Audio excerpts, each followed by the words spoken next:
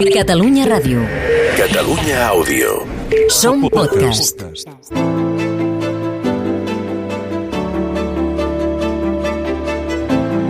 L'Hotel Palestina es podria dir Comodor, Milcolin o Caravelle. L'Hotel Palestina és refugi, trobada i retrobada, l'emblema d'un ofici en risc d'extinció. Però també és enemic hostil i funest. L'Hotel Palestina és tot això, i per nosaltres, un homenatge als que no li han sobreviscut.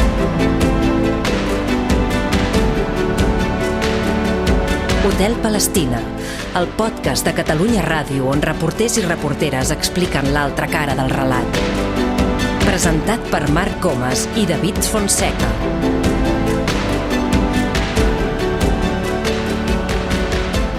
Ricardo Marquina, benvingut a l'Hotel Palestina. Muchas gracias por invitarme. Com estàs? Pues muy bien, la verdad, porque siempre contento de estar aquí en Barcelona. Com ja saben els nostres oients, aquest és un podcast que no s'enregistra en un estudi de ràdio, sempre es grava en un espai diferent, en un escenari especial pel convidat. Avui, per primera vegada, l'espai fa honor al nom del programa. Avui l'Hotel Palestina el fem en un hotel, en una habitació d'hotel, en un hotel de Barcelona on en Ricardo hi és de pas, d'escala, abans de tornar cap a Moscou. Ricardo, si les circumstàncies ens permetessin mantenir aquesta conversa a Rússia, si haguéssim pogut viatjar i venir-te a veure a Rússia, on te'ns haguessis portat per fer-la? Pues hombre, depende mucho de si tenemos tiempo y dinero para viajar. Nos iríamos, por ejemplo, a Kazán, a la capital de Tatarstan, a su Kremlin. Y allí, con un té, podríamos hacerlo más bien que Carracuca. Y si no, en mi casa en Moscú, que siempre tengo té y café, y ahí pues estaría en pijama, eso sí.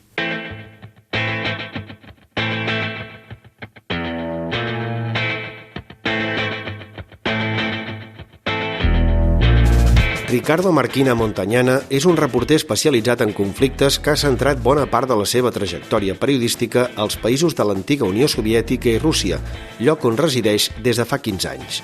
Com a periodista freelance compagina les cobertures per a diversos mitjans amb la realització de documentals propis. Ha treballat per Intereconomia, Público, Telecinco, TV3, La Sexta, Antena 3, Voice of America i Deutsche Welle. Al seu canal de YouTube, amb més de 19 milions de visualitzacions, es poden veure els documentals que ha produït des del 2015 fins avui, com Rússia, Revolución Conservadora, Memories from Chernobyl, Ucraïna, el año del caos o Los niños de Breguén.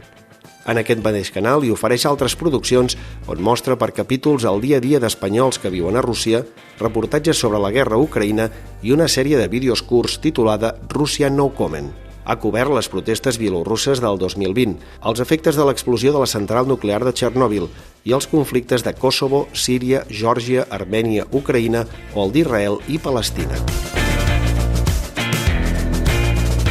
Ricardo, ara escoltàvem la teva bio, però realment tu comences que estudis Història de l'Art a la Complutense i just acaba la carrera, en lloc de buscar-te feina com fa la gran majoria de gent quan acaba la carrera, te'n vas a Kosovo i te'n vas tot sol. Què fas? Què busques? Trabajaba en Madrid, tenía una doble vida, rollo superhéroe. Por las noches trabajaba en un bar y durante los fines de semana hacía fotos de boda. Y me gustaba mucho la fotografía, me gustaba mucho a la vez el reporterismo, seguía una serie de reporteros, entonces estamos hablando de hace casi 20 años, no había las redes sociales que hay ahora y pues leía mucho sobre reporteros, seguía una serie de publicaciones y tenía ganas de intentarlo. Yo hacía fotos, creía, pobre de mí, que escribía bien y dije, pues vamos a intentarlo y me fui a Kosovo porque me interesaba mucho.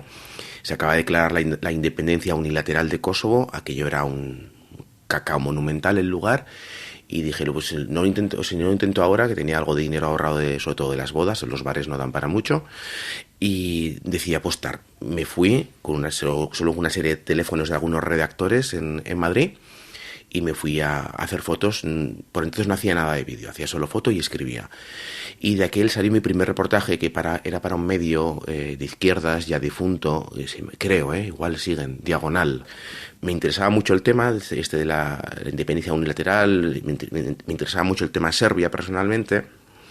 Y bueno, había que elegir algo y elegí Kosovo. Y fue una experiencia que fue abrir esa puerta y vino todo detrás porque allí sobre un blindado del ejército portugués, me acuerdo, nos cogieron, nos pusieron encima del blindado, a mí y a otro periodista, para hacernos un tour de cómo ellos controlaban la frontera Mitrovica, que es donde colisionan esos dos mundos, Serbia y el mundo albanés, Kosovo, y el tipo, un periodista español que iba con su cámara, así los dos muy serios, estamos hablando, y me pregunta, tú que, no sé, eres muy joven y quieres hacer a futuro. Y yo, la verdad es que esto puede parecer un bulo, puede parecer una fantasmada, pero sin pensarlo. Dije, quiero ser corresponsal en Rusia. Y dijo, muy bien, muy bien. Y esta misma persona, un año más tarde, me llama, Ricardo, ¿puedes ser para nosotros el corresponsal en Moscú? Yo estaba trabajando en un bar. Digo, sí, vamos, ¿sabes manejar una cámara de vídeo? Digo, sí, no tenía ni puta idea. Digo, sí, por supuesto, vamos, que te grabo lo que quieras. Con tal de salir del bar, o sea, me iba donde fuera, estaba hartísimo de poner copas. Y acepté, acordamos unos términos y hasta el mismo día que tomé el avión por la tarde, por la mañana estaba sirviendo desayunos en aquel bar. Fui a casa, cogí las cosas y me fui a Rusia.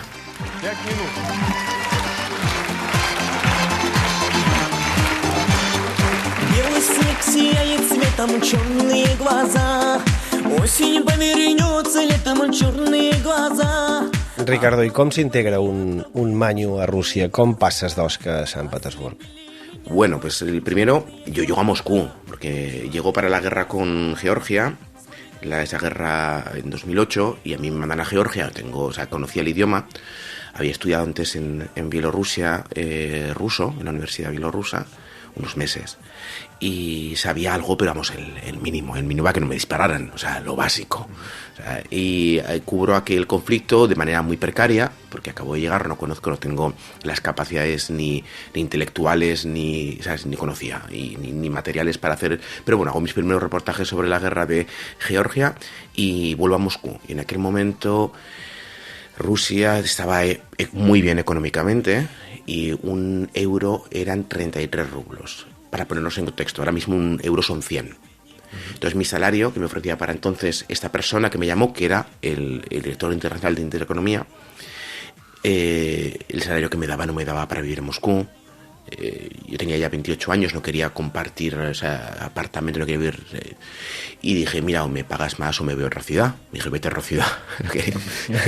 No querían soltar más. Y dije, vale, pues oye, muy bien. Y me fui a San Petersburgo. Y al llegar la crisis, Intereconomía, como otras muchos canales, pues o cierran o recortan. Y me dijeron, hasta luego, Lucas, un 22 de diciembre, justo antes de Navidad. Llegó antes Papá Noel. Y claro, ahí la pregunta, ¿qué hago? O sea, vuelvo a casa, me quedo aquí. O sea, me fui a Moscú, y si perdí el trabajo, digamos, a las 12 del mediodía, pues a las 12:15 tenía otro. Yo escribí a una persona que conocía que trabajaba en Moscú y dije, me acabo de quedar sin trabajo, espera. Y me llamó, vente a Moscú. Y a Moscú que me fui y empecé a trabajar. Y fue en el momento de trabajar para un medio ruso. Se llamaba en su momento Russia Beyond the Headlines, y aquel momento en el que ya llegó una redacción llena de rusos, que mi trabajo pasa por viajar por el país en ruso, y aquello fue un cambio radical, porque de pasar de alguien que estaba prácticamente de Erasmus, lo reconozco, mis primeros años en San Petersburgo fue un cachondeo, sinceramente, a tener que trabajar y vivir con los rusos y sacar reportajes en ruso y para rusos. Aquello fue sin duda lo que me cambió y también lo que me hizo apreciar más el país.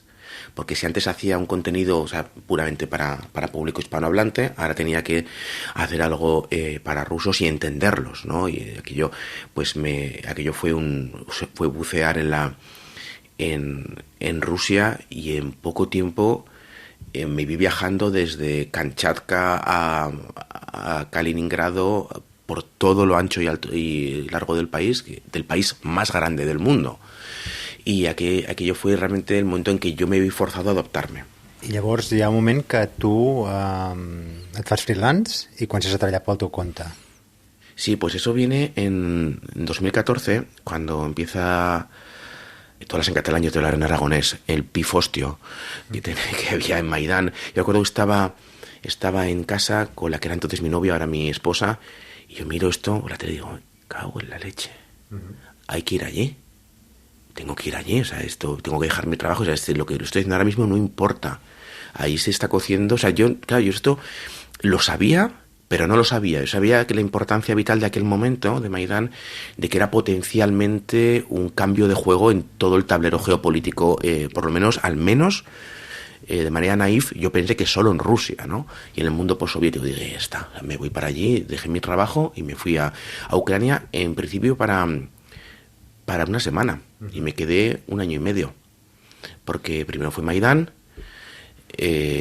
Maidán dura unos meses muy largos, un invierno durísimo, muchísimo frío, y luego fue Crimea, la anexión, los hombrecillos verdes, y luego comienza el lío en Donbass, y me quedé hasta que se hacen los pactos de Minsk, que entran efectivos en la última batalla, que fue la batalla de Bálsamo, que para mí fue uno de los momentos más duros, porque la guerra era muy salvaje en aquel momento. Ahora no es nada, que yo ahora mismo en comparación, si lo miramos de manera retrospectiva, no es nada, pero para mí en aquel momento aquello era pues apocalipsis now.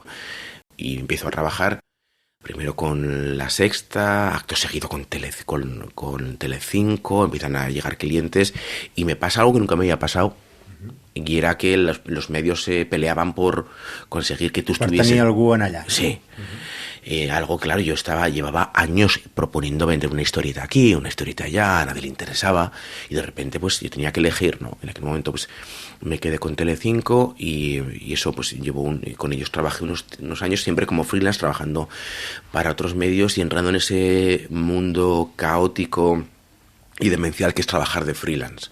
Sí, estoy seguro que vuestro podcast lo escuchan muchos reporteros, y cualquiera que haya trabajado de freelance, sus ventajas las tiene, pero sus inconvenientes son, sobre todo yo creo que es la salud emocional, porque nunca sabes es muy difícil hacer planes a futuro cuando eres un freelance puro y duro, ¿no? Cuando hoy vendes, mañana no, el mes que viene hay una crisis y tienes muchísimo trabajo, luego no pasa nada en medio año, y eso, pues nos vemos todos abocados a esa situación de incertidumbre permanente. Incertesa constant, sí. Agota mucho y envejece notablemente a los que vivimos en ella. I ara ho deies, no? En una mateixa cobertura pots treballar per diversos mitjans que són molt diferents entre ells, que m'imagino que et demanen durades, tons, visions diferents. Com tu fas per no acabar tenint un desdoblament de personalitat? Pues mira, yo pensaba eso también, exactamente así. Y aquí, bueno, ya ahora no es un secreto lo que han pasado muchos años, pero yo estuve al principio de mis años en Rusia trabajando de manera paralela para Intereconomía y Público. Entonces ya, o sea, circo 3 pistas y lo que haga falta, ¿sabes? Pero hay que decir que en internacional la información es otra. Entonces, si Rusia atacaba Georgia, no podía ser culpa de Zapatero, ¿sabes? O sea, la política nacional, que es donde estos dos medios se darían de tortas, era internacional, pues era... Que més ben dibuixat, perquè sí, tots van cap a un mateix costat, no? Vull dir, no tens opció de bipolaritat en aquest sentit. Tal cual. Y en internacional, pues bueno, pues se fían un poco más del tipo que está allí y te dejan hacer. A mí nunca nadie, ni medios, digamos, de derecha o de izquierdas españoles, nunca me cortaron ni me dijeron que tenía que decir una cosa o la otra. Simplemente, yo creo, sinceramente, porque les importaba bastante poco. Hotel Palestina, presentat per Marc Comas y David Fonseca. Y ya estamos viendo en pantalla a Ricardo Marquina para ampliarnos el tema. Ricardo, un supuesto dron de combate que se estrella a unos 100 kilómetros de Moscú, desde donde estás ahora mismo. ¿Cambia de alguna manera la percepción de la opinión pública rusa respecto a la guerra con esta noticia? Hola, muy buenas noches desde aquí, desde Moscú. Pues básicamente no, por varios motivos. Primero, porque la propaganda rusa, si bien ha dado esta noticia, no le ha dado el suficiente, digamos, espacio en los medios de comunicación como para que... Ricardo, molts col·legues han marxat de Rússia per la difícil situació. En aquests moments, exercir de periodista a Rússia és una utopia? ¿Es posible? No, sí se puede. Y se puede con muchísimas limitaciones. Para empezar, desde aquí quiero decir que nosotros, los periodistas que estamos en Rusia y hablamos en otros idiomas, no contamos como periodistas para los órganos de represión rusos. No les interesan porque esa batalla saben que la tienen perdida. saben que no va a haber de repente un periodista que haga cambiar la opinión pública con respecto a la invasión de Ucrania. Porque, bueno, hay cosas que son así. O sea, y hay veces que el bien está clarísimo y el mal está malísimo.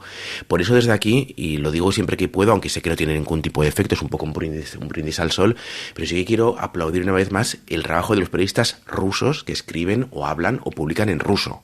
Porque van a por ellos. Son ellos los que no pueden hacer periodismo. Son ellos los que no pueden, los que se juegan la vida, literalmente, porque, o sea, no es que los vayan a matar, pero sí que te pueden encarcelar. Te estás cambiando tu vida completamente, les están pidiendo entre 5 y 15 años de cárcel según el tipo de cosas. Entonces son ellos los que sí se juegan la vida literalmente por hacer periodismo. En nuestro caso, evidentemente nos podemos meter en un lío. Hay periodistas extranjeros en la cárcel en Rusia.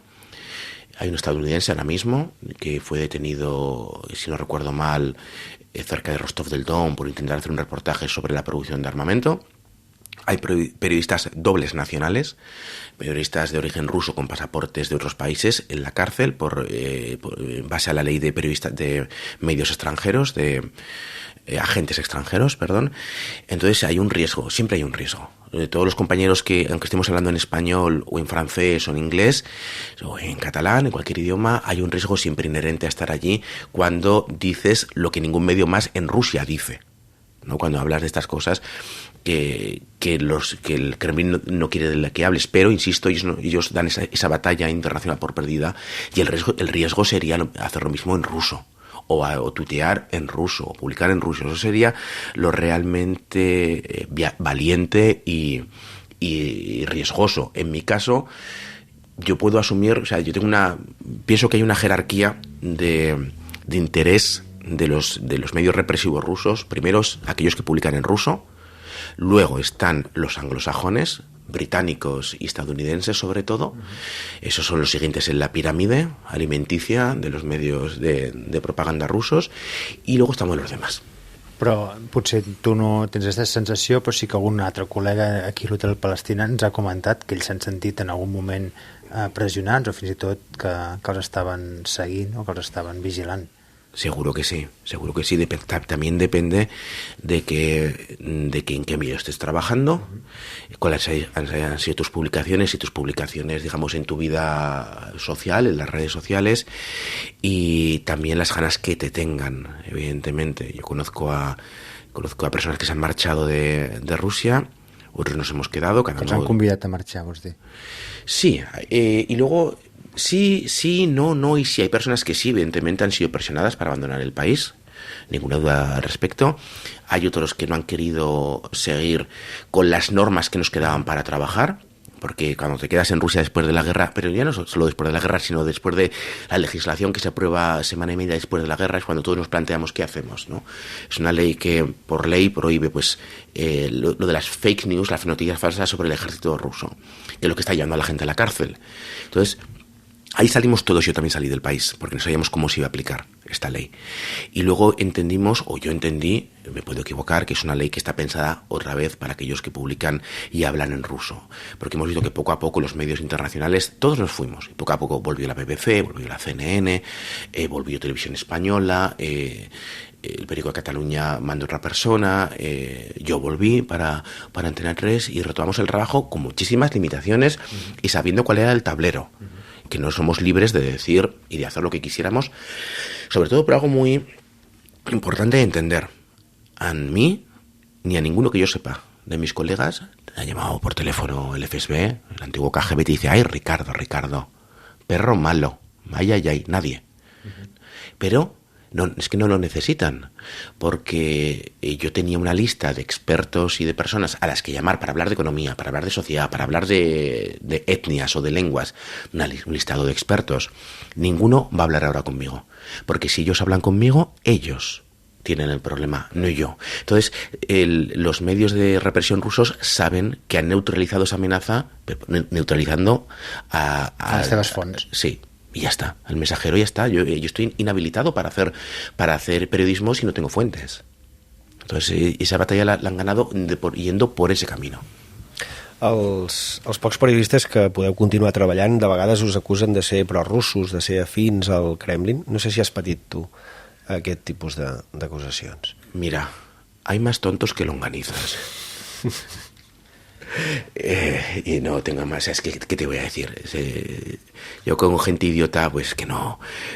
A mí me han llamado prorruso, me han dicho estar a sueldo de Soros, o sea, me han dicho de todo. Yo creo que cualquiera... Claro, es que mucha gente, pues muchas veces, como siempre en el periodismo en el que vivimos ahora, pues la gente ve el titular o tal y nunca entra la noticia. Yo hago documentales de 1 hora para arriba, en los que me esfuerzo por dar contexto. Esta gente seguramente no haya visto ninguno. Lo que es fácil es insultar o intentar menoscabar. A mí que me digan prorruso o proestadounidense, pues mira, me chupa un pie, te lo digo. ¿Has visto mi trabajo? No. Pues mira, ¿qué quieres que te diga?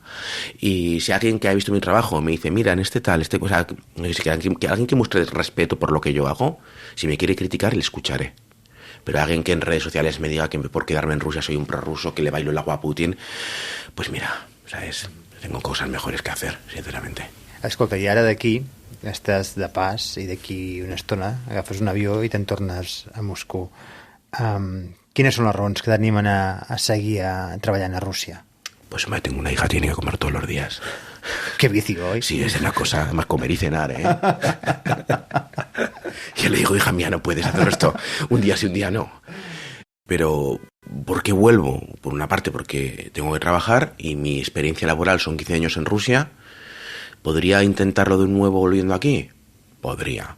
¿Podría instalarme e intentar hacer otra parte del mundo? Podría. Claro, todo mi background y todo mi conocimiento es en Rusia, en el mundo postsoviético. Cambiarlo a mis 44... 33, ¿no? 33. 44 creo que tengo. Soy del 79, 44, bueno. Depende cuando lo escuchen esto. Ya, claro. Cambiarlo ahora, pues, hombre, me da bastante perezote. Y con la pregunta, ¿qué hago luego? Yo no tengo respuesta.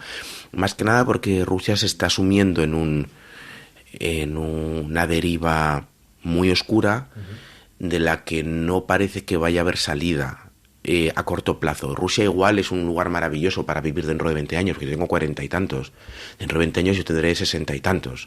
Yo no quiero pasar los últimos años de mi vida en un país que es la España de Franco. Rusia es la España de Franco o el Chile de Pinochet. Es un sitio donde solo hay cabida a los aplausos, al poder. Cualquier otra cosa te va a llevar a la cárcel.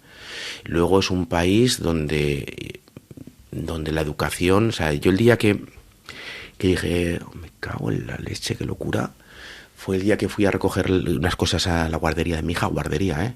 Guardería, niños pequeños. En Moscú, ¿eh? Moscú. Y veo que en los pasillos hay una Z. Z, que es el símbolo de apoyo a la guerra.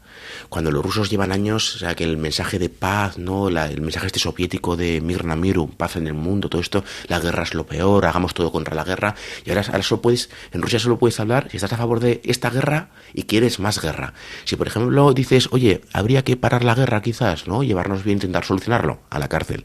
Pero si dices, oye, igual bombardeamos Londres, entonces puedes decirlo.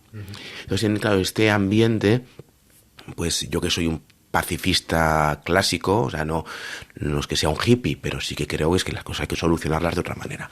Entonces yo no sé si quiero vivir en un país tan oscuro, pero eso choca frontalmente con que yo amo a Rusia. El problema de aquí, si yo detestase Rusia, diría, pues aquí os quedáis con vuestra movida loca, me piro.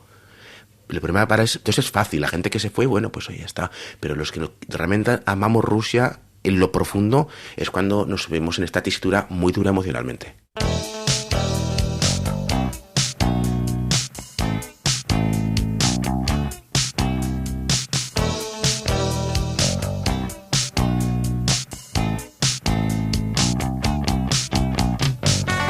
Постой, не уходи, мы ждали лето, пришла zima. Ricardo, què estem escoltant? Víctor Soy. Y es una de las canciones que a mí más me... Yo esta canción me gustaba ya mucho antes, pero como de repente fue a reaparecer en mi vida, esta canción tiene una frase que dice, esperábamos el verano y llegó el invierno, que era un poco lo que yo sentí cuando empezó la guerra. Salíamos del COVID, no había vuelos directos a Barcelona, o sea, mi vida se abría después de la locura esta del COVID, y de repente, ¡zas!, la guerra, todos los planes abajo. Entonces es como esta canción que yo siempre está en mi playlist, siempre está allí, y de repente, ostras, Pedrín, ahí estaba, ¿sabes?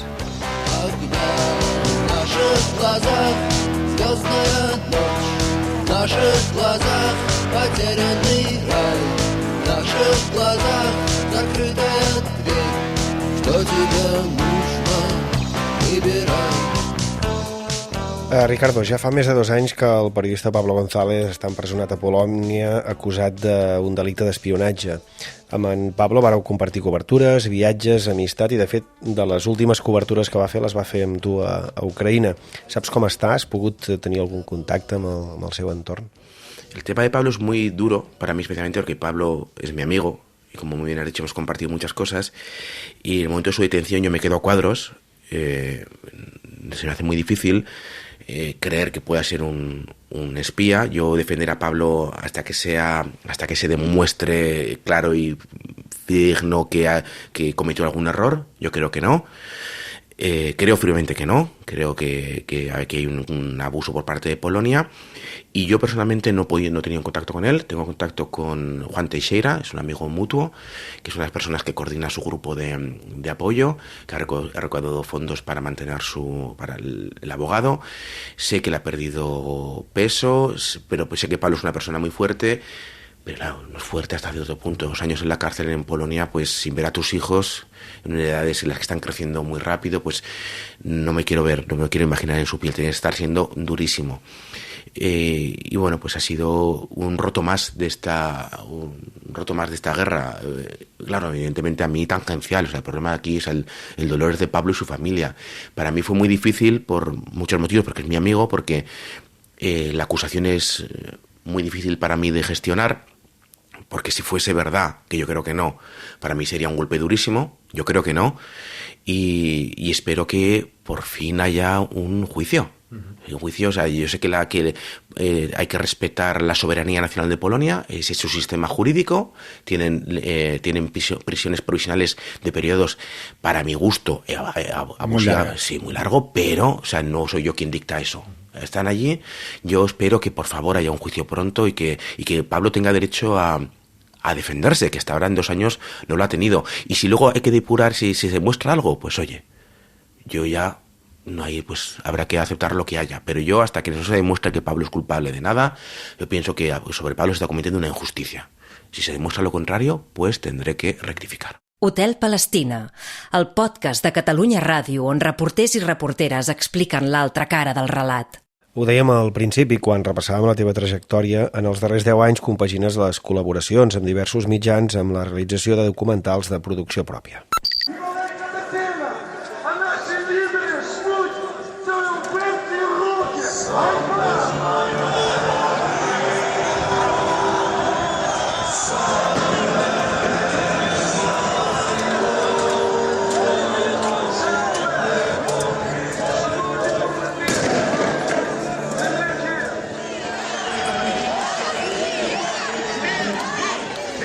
Ara escoltàvem un fragment d'un dels teus primers documentals, Ucrània, el año del caos. Ricardo, ¿por qué decideixes entrar en el mundo del documental? Bueno, pues básicamente porque estaba muy cansado de hacer piezas de entre 25 y 45 segundos, que es lo que te dan las televisiones, y que necesitaba expresar todo lo que estaba viendo de otra manera. Y sobre todo es que allá donde voy grabo en revistas, grabo imagen, y necesitaba sacar todo ese contexto que había de fondo en un conflicto tan complejo, con tantas caras. Era un cubo de Rubik lo que estaba pasando en Ucrania, y yo veía que lo que se me daba despacio en los medios con los que colaboraba era demasiado. Entonces necesitaba sacar aquello que yo tenía, ponerlo sobre la mesa, te guste o no te guste, sin limitaciones de tiempo. O sea, entonces dije, la única manera es hacerlo yo, colgarlo en mi canal de YouTube y ya está. Y es mío, y si lo quieres ver ahí está, si no, no.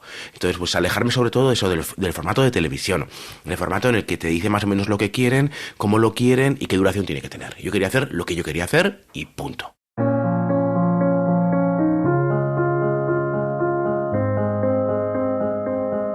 Ricardo, ara ens agradaria que escoltessis un retrat, una imatge sonora.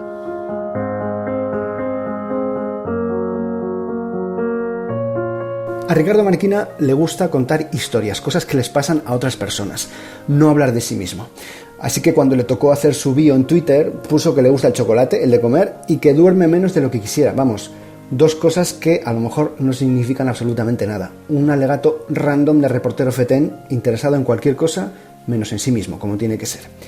Es posible que en Rusia no haya ningún periodista que haya ido tanto de lo grande a lo pequeño y de lo pequeño a lo grande otra vez, cubriendo guerras, revoluciones, cambios políticos, pero también contando vidas de expats, explicando el folclore local, desmenuzando una ciudad de ensueño como San Petersburgo, pero también descubriendo un agujero industrial siberiano que ni sabíamos que existía.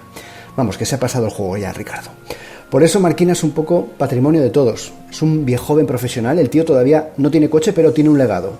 A Marquina no lo patrocina ninguna marca, pero sí es que es una marca en sí mismo. Se podría retirar, pero claro, hay que seguir facturando y además en casa Ricardo seguro que es un estorbo. No puede vivir en cautividad el pájaro este.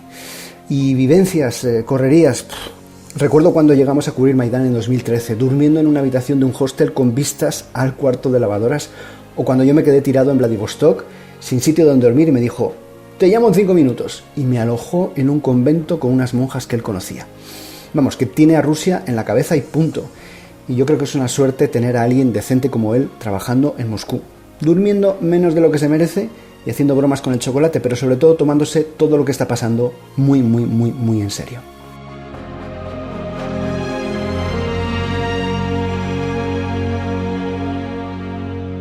Ha reconegut l'autor del retrat? Hombre, Xavi Colás, sí, buen amigo, mejor persona y un excelente profesional. Me quiere sacar los colores, pero bueno, hay algo que es importante aquí por Xavi y otros compañeros como él que llevan tanto tiempo allí. Supongo que ahí me puedo incluir yo también, y es cuando personas como Xavi llevan tanto tiempo, son personas que se convierten en casi insustituibles, porque de repente llega un reportero nuevo, tú sacas ahora a Xavi y ¿cómo reemplazas a un tipo que lleva ahí 12 años, no? ¿Sabes? Cuando se van profesionales, como cuando se fue Marquinedas, cuando se va gente que lleva tanto tiempo, aparte de que se va una parte de uno, porque es alguien con quien has compartido, con Xavi he compartido muchísimas cosas, tal vez demasiadas, y cuando se va, si Xavi se fuese, a mí me haría un roto. Pues un vacío muy grande para llenar para mí, pero es que también sería para el periodismo, porque se van referentes. Por ejemplo, cuando se fue Pilar Bonet. Pilar Bonet, un dinosaurio en el buen sentido de la palabra, espero que no se ofenda a Pilar, porque era una persona que sabía de todo. Entonces son personajes, claro, y eso se hace cuando llevas mucho tiempo. Cuando llevas mucho tiempo y has tenido oportunidad de enraizarte y de conectar con el país, que es algo que los medios internacionales, cuando, por ejemplo, televisiones como TV3 o Televisión Española, que cambian a sus periodistas cada 3 años, yo creo que es una pérdida y un error de enfoque en lugares como Rusia, en lugares como París, mira, pero en lugares como Rusia hace falta tiempo para llegar a tener un pozo y poder hablar sin tener un poco de vergüenza torera, ¿no? O sea, hablar sabiendo de lo que dices.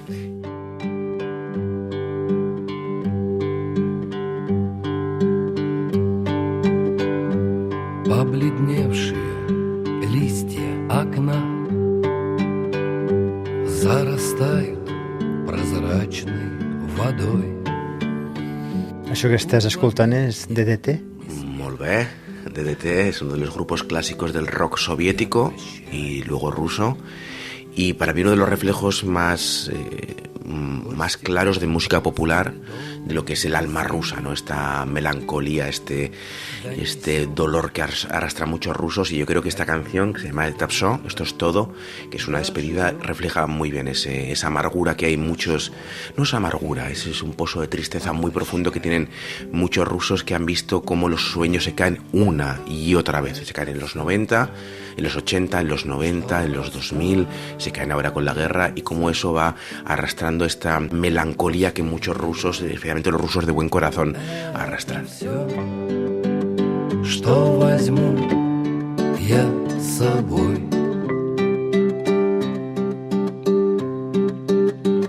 С нами память сидит устала.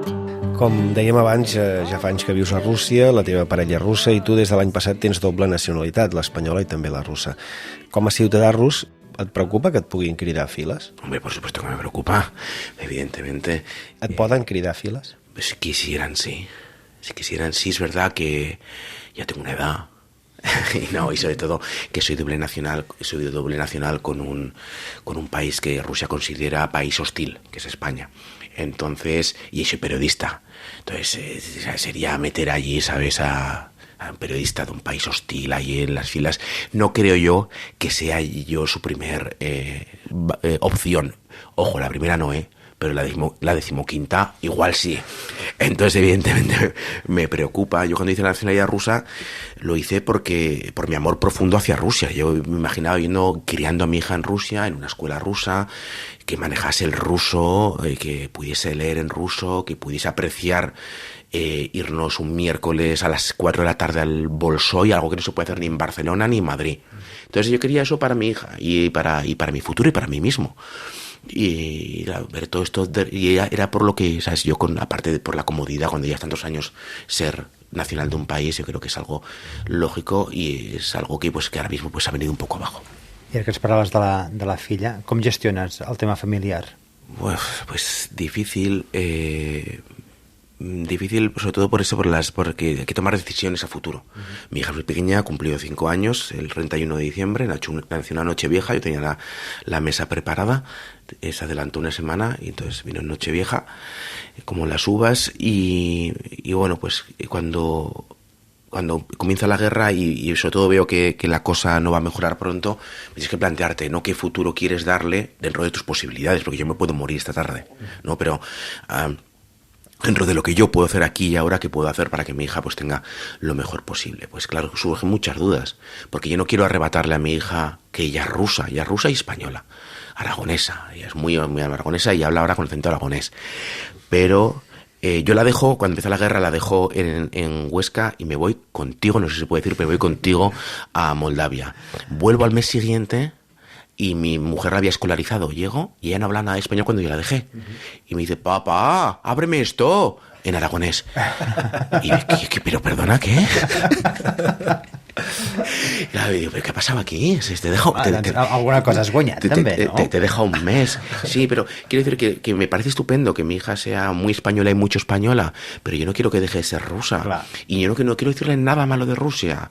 Y luego cuando sea más mayor le hablaré de lo que yo pienso de Putin, ¿no?, y de su gobierno. Pero Rusia es un país fantástico y formidable y quiero que lo valore como es. Y no quiero que también la dinámica que ha entrado todo el mundo, pues que le haga renegar, odiar de sus raíces. Entonces es un equilibrio muy complicado porque, claro, a ver, es muy pequeña. Y ya me pregunto, ¿por qué nos fuimos de Rusia? ¿Cómo te lo explico?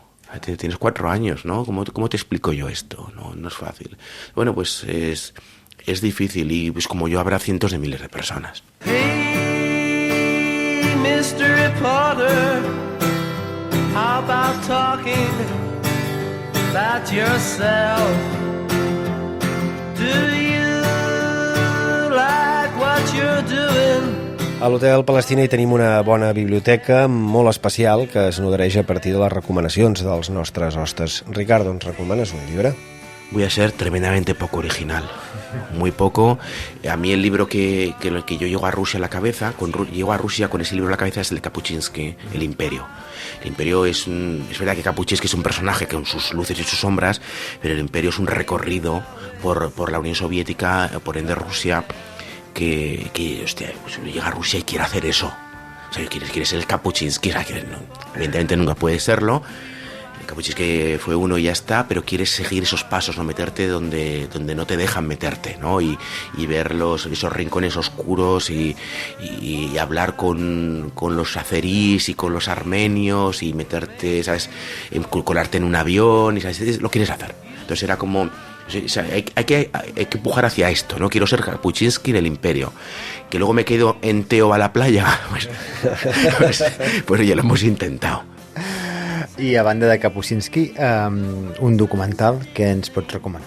Pues mira, uno que recomiendo siempre y que me parece fascinante, me parece la mejor obra de su autor, un autor que ahora mismo detesto con todo mi corazón.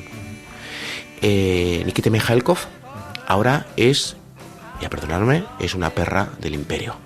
Es un ser servil, vil, mentiroso, cutre y muy oscurantista al servicio del putinismo, pero durante los años de la Unión Soviética hizo, para mí, el mejor documental de aquellos años. Se llama Anna. Él va grabando cómo crece su hija en secreto, porque no podía grabar. La Unión Soviética se lo prohibía. Él era un cristiano ortodoxo, conservador, nada malo en eso. No hay ninguna crítica, simplemente es como es. Y no podía hablar de su fe, ni hablar de su... Venía de una familia noble, entonces no podía, tenía que estar siempre en el anonimato. Entonces, este documental se llama Anna, es cómo va cambiando esos años 80, 70, 80, cómo va cambiando el país a través de los ojos de su hija. Un documental precioso, muy poco valorado para entender la Unión Soviética y Rusia, y para mí la mejor obra de Nikita Mikhalkov. Doncs el deixarem a la biblioteca de l'Hotel Palestina.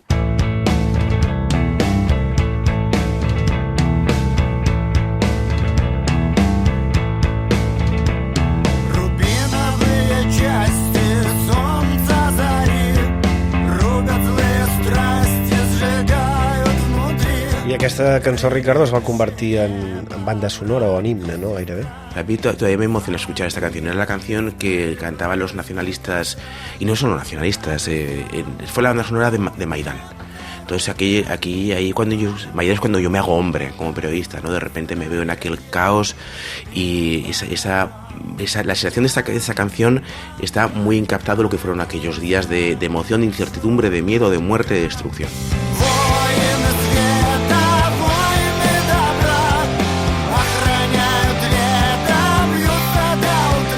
Doncs amb aquesta cançó anem al casino de l'Hotel Palestina a jugar una mica.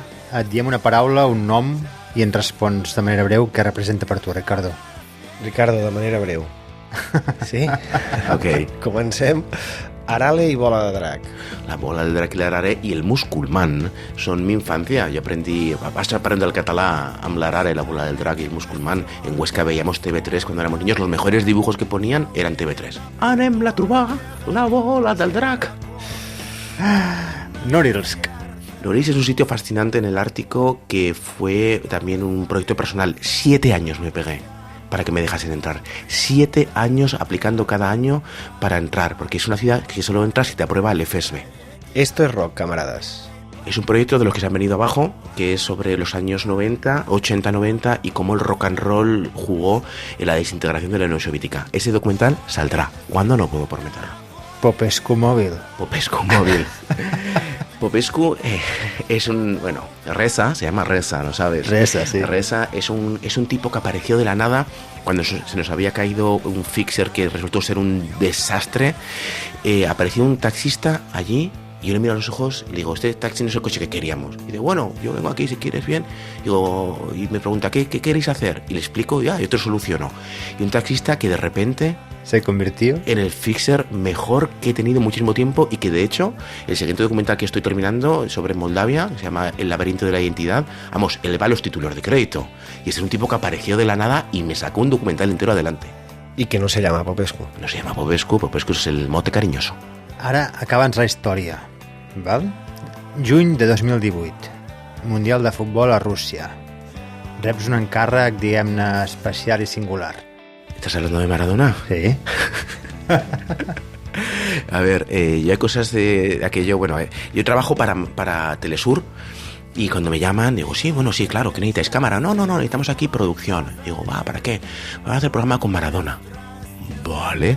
Y me planto 2 meses con Maradona. O sea, 2 meses de auténtica locura, porque Maradona era un tipo, o sea, otro planeta. De repente iba, claro, un tipo que no podía salir a la calle. Se montaba la gente y yo tomándole el pelo a Maradona. O sea, eran unas cosas, era un personaje... No quiero decir nada malo de él, porque yo no le tenía respeto ni no respeto. Para mí Maradona tal. Pero cuando lo conocí, es que eclipsaba todo. Era un ser de luz. Era un personaje único e irrepetible. Y yo creo que él me cogió cariño, yo desde luego se lo cogí a él, y nos reímos un montón, aunque fue muy duro de trabajar, Fue muy duro porque el personaje era un personajazo que nos lo ponía extremadamente difícil. No puedo decir más porque quiero honrar su memoria. Es una persona que ya no está. Pero madre mía, que 2 meses nos dio, cabrón. Però un seguiment que a més acaba amb un pastís per celebrar ben bé. Sin duda, de los días más frikis de mi vida. Compramos una tarta de la mano de Dios, que la hicimos con los colores de la bandera argentina. Hicimos una barbacoa en un campo de futbito. Yo jugué a fútbol con Maradona, que creo que hay poca gente en el mundo que pueda decirlo. Nos comimos un asado argentino. Él no bebió, yo sí. Además, después de 2 meses trabajando en producción, y yo estaba en una ganas de pillarme una borrachera monumental, me la pillé. Nos la ganamos, Maradona nos la hizo sudar. Y fue, de repente, se corrió la voz de que estaba Maradona. Estábamos en un campito de fútbol 7, lo cerramos, y se corrió la voz de que estaba Maradona. Y se empezó a juntar la gente fuera. Intentaron colarse, un tipo se subió por la verja. Bueno, aquello fue la última hora. Maradona tuvo que salir en el coche escoltado, corriendo al hotel. Aquello se fue de madre completamente, claro. Y a mí ya me pilló borracho. Y yo, déjalos que pasen.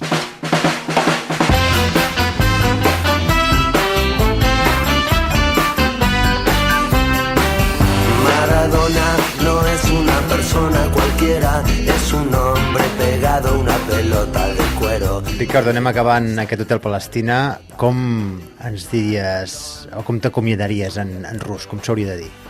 Pues depende, si formal, no formal, si... Com ho faries tu? Спасибо большое.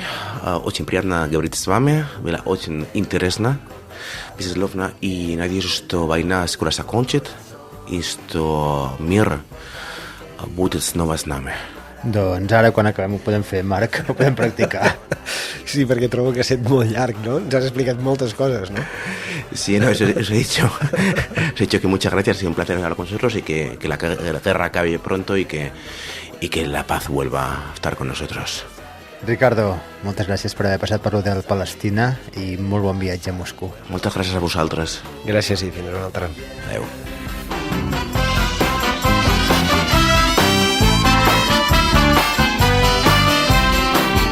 Maradona no es una persona cualquiera, es un hombre pegado a una pelota de cuero. Tiene el don celestial de tratar muy bien al balón.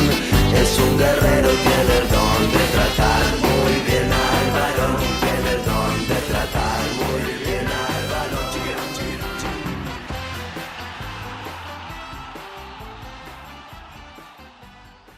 Catalunya Ràdio. Catalunya Àudio. Som podcast.